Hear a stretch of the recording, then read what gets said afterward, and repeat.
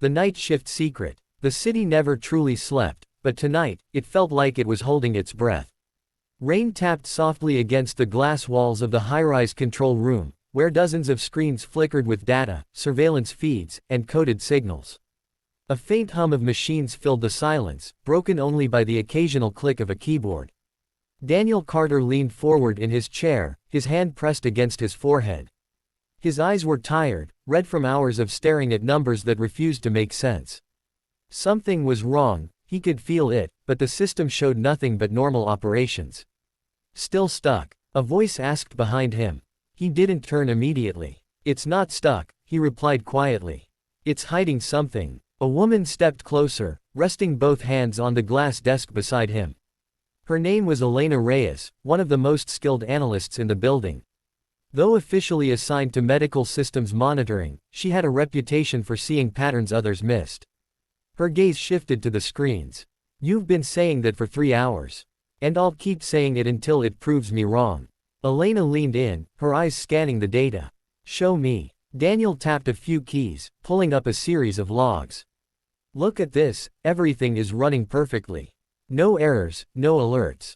But there's a gap, a silent gap. Every night at exactly 2:17 a.m., for 7 seconds, the system stops recording. Elena frowned. 7 seconds. That's barely anything. That's exactly why it's dangerous, Daniel said, his voice tightening. No one notices something that small. She crossed her arms, thinking. Could be a glitch. No glitch repeats itself with perfect timing, he replied. And not across multiple systems. Elena's expression changed. Multiple systems. Daniel nodded and brought up more screens. Traffic cameras, hospital monitoring systems, even private security feeds, they all shared the same 7-second blackout. A chill settled between them. That's impossible, Elena whispered. Exactly. For a moment, neither of them spoke. The rain outside grew heavier, as if the sky itself sensed the tension building inside the room. Elena straightened. Did you report this? Daniel hesitated. Not yet. Why not? Because last time someone reported something like this, he trailed off. Elena's eyes narrowed. What happened? Daniel finally turned to face her. They disappeared. The word hung in the air like a shadow. Elena let out a slow breath, trying to stay rational. You don't actually believe. I believe patterns, Daniel interrupted. And I believe when something doesn't want to be seen, there's usually a reason. He turned back to the screens, replaying the data again. 2:17 a.m. Every night. 7 seconds of nothing. Let's check tonight, Elena said suddenly. Daniel blinked. What? If it's real, it'll happen again, she explained. And this time, we'll watch it live. Daniel glanced at the clock. 2:11 a.m. 6 minutes. His pulse quickened. If we do this, we're crossing a line. Elena gave a faint, determined smile. You crossed it the moment you noticed. The seconds ticked down painfully slow. 2:15, 2:16. Daniel's fingers hovered over the keyboard, ready to capture anything unusual. Elena leaned closer, her focus unbreakable. Get ready, she whispered. 2 hours 16 minutes and 55 seconds. 2 hours 16 minutes and 56 seconds. 2 hours 16 minutes and 57 seconds. The screens flickered. 2:17 a.m. Everything went black. Not just one screen. Not just a few. All of them. The hum of machines dropped to a low, eerie silence. Daniel's breath caught. This isn't just a recording gap. Elena's voice was barely audible. It's happening in real time. For 7 seconds, the world disappeared. And then, the screens came back to life. But something had changed. Daniel stared at the main display, his face going pale. Elena, what? She asked, her voice tense. He pointed slowly at the screen. There's a new file. Elena leaned closer. That wasn't there before. The file had no name. No timestamp. Just a blinking cursor beside it. As if it were waiting. Waiting for them. Daniel swallowed hard. Do we open it? Elena hesitated for the first time. Outside, lightning flashed across the sky, illuminating the room for a split second. And in that flash, for just a moment, it almost looked like something was watching them from inside the screen. The file that shouldn't exist. The room felt colder. Daniel stared at the blinking cursor beside the nameless file, his finger hovering over the keyboard. The glow from the screen reflected in his eyes, but there was something else there now, fear. Elena didn't move. For the first time since she'd walked in, she looked unsure. "Don't," she said quietly. Daniel exhaled. "You just told me to cross the line." "Not blindly," she replied. "We don't know what this is." The cursor blinked again. Waiting. Almost impatient. Daniel leaned back slightly. It wasn't there before the blackout. No timestamp, no system log, no trace of origin. That means one thing. Elena finished his thought. It didn't come from inside the system. A low rumble of thunder echoed outside. Daniel turned to a secondary monitor and began typing rapidly. "I'm isolating it. If this is some kind of malware or external breach, I'll trap it before it spreads." Lines of code flooded the screen. Firewalls, partitions, sandbox environments. He built digital walls in seconds. Elena watched carefully. "And if it's not malware?" Daniel didn't answer. A soft ping broke the silence. Both of them froze. The file had moved. It shifted from the main directory to the isolated sandbox Daniel had just created. Without being opened, Elena stepped back. "Tell me you did that." Daniel's voice was tight. "I didn't." The cursor blinked again, now inside the secured environment. And then letters began to appear. Slowly. One by one. HELLO. Elena's breath caught. No, that's not possible." Daniel felt his pulse hammering in his ears. "It's not just code." The text continued. YOUFINALLYSAWIT. Elena grabbed the edge of the desk. "It's responding to us." Daniel shook his head, trying to stay logical. "No. Someone is behind this. It's a prank, or a hack, someone watching the system." But even as he said it, he didn't believe it. The message changed again. 2-17WASTHEONLYTIMEICOULDREACHYOU. Elena whispered, "Reach us, from where?" Daniel typed quickly, "Who are you?" For a second, nothing happened. Then, YOUALREADYKNOW. Daniel's fingers froze above the keyboard. A strange pressure filled the room, like the air itself had grown heavier. Elena shook her head. "No. This is psychological. Someone is messing with us, trying to scare us." Daniel swallowed. "Then how does it know about the blackout?" Before Elena could answer, every screen flickered again, but this time, they didn't go black. They changed. All the surveillance feeds shifted at once. Street cameras, hospital rooms, office corridors. Every screen showed the same thing. An empty hallway. Dimly lit. Silent. Elena looked around in confusion. "What is this place?" Daniel zoomed in on one of the feeds. The image sharpened. A sign on the wall. Level -3. His stomach dropped. "That's inside this building." Elena turned sharply. "There is no level -3. "That's what they told us," Daniel said, his voice barely steady. The text on the screen appeared again. ITSWHERETHEYHIDETHETRUTH. The hallway feed flickered, and for a split second, something moved at the far end. A shadow. Tall. Still. Watching. Elena stepped back, her voice trembling now. "Daniel, turn it off." "I can't," he said. "I don't have control." The system was no longer responding to his commands. The text returned, slower this time. YOUHAVETOCOMEDOWN. A loud click echoed behind them. Both of them turned at the same time. The door to the control room had just unlocked. On its own. The hallway outside was dark.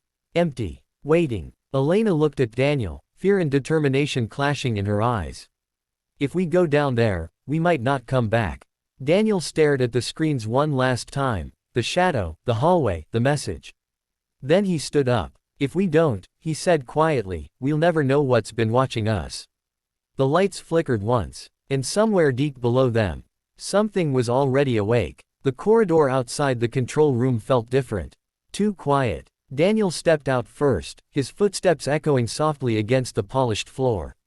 Elena followed close behind, her eyes scanning every corner.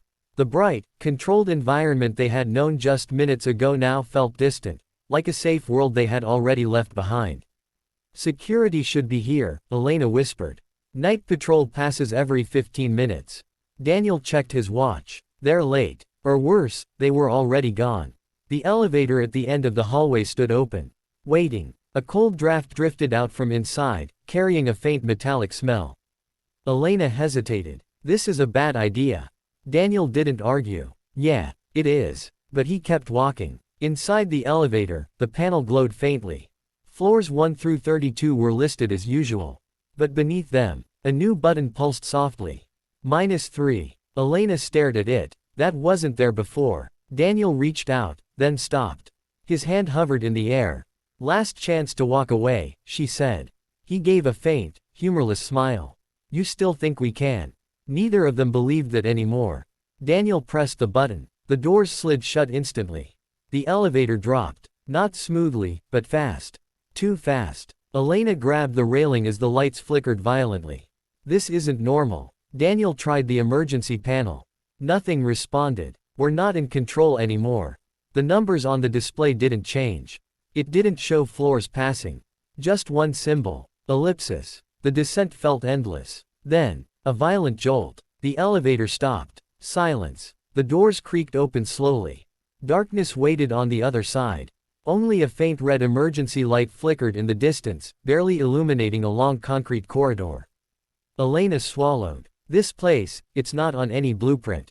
Daniel stepped out cautiously. Which means it was never meant to be found. The air was cold, damp.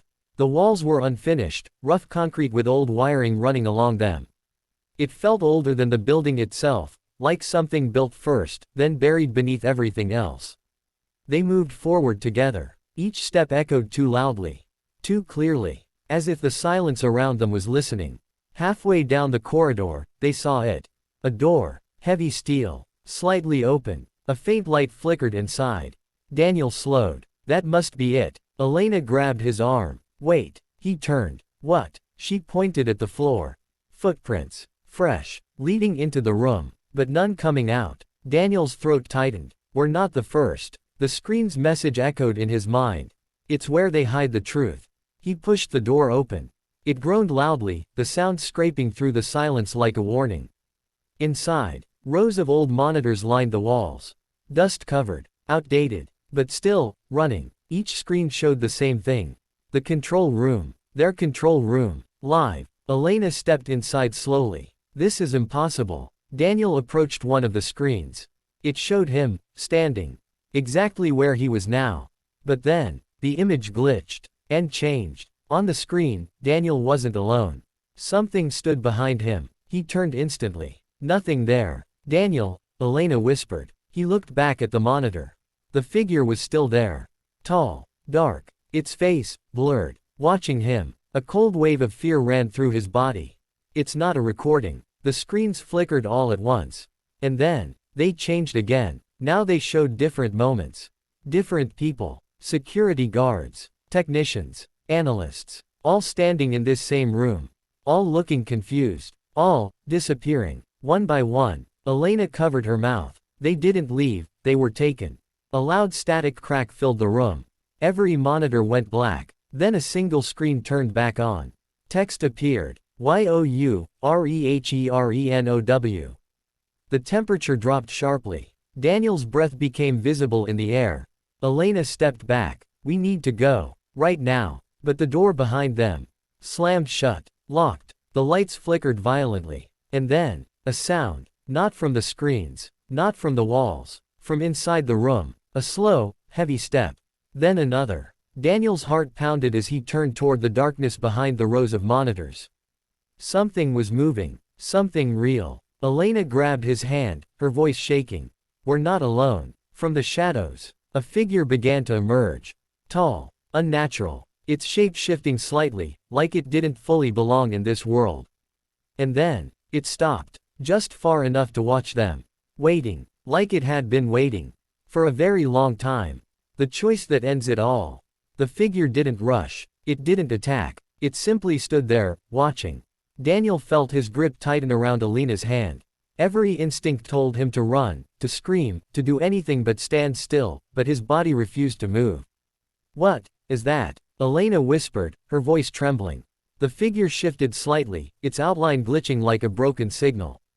It wasn't solid, not entirely. Parts of it flickered in and out of existence, as if it existed in two places at once. Then, a voice filled the room. Not from the figure, not from the screens, but everywhere. I was, like you. Daniel's breath caught. What? The voice echoed again, distorted but unmistakably human.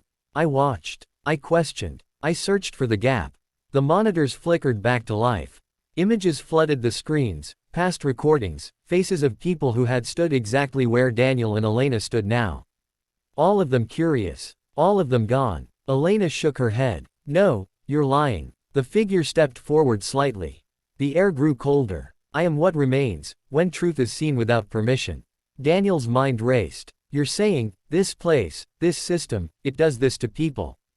The screens changed again. Now they showed something deeper. Hidden layers of the network.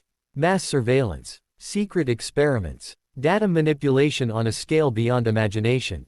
The blackout at 217 wasn't a glitch.